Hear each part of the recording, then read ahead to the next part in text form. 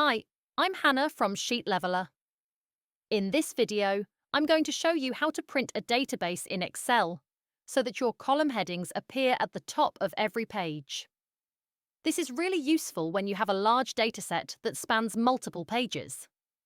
Step 1. Check the problem. Open your Excel workbook with your database. Go to File greater than Print, or use Print Preview. You'll notice that starting from the second page, the column headings disappear. This makes it hard to read your data. Step 2. Repeat the header row. Go to the Page Layout tab on the ribbon. Click Print Titles. In the Page Setup dialog, find Rows to Repeat at top.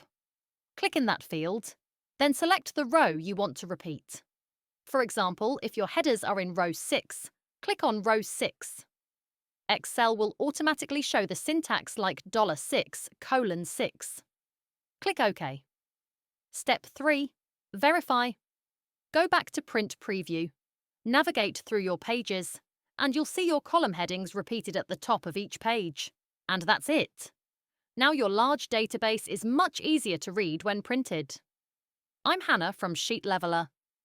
If you found this tip useful, give it a thumbs up, subscribe, and I'll see you in the next video.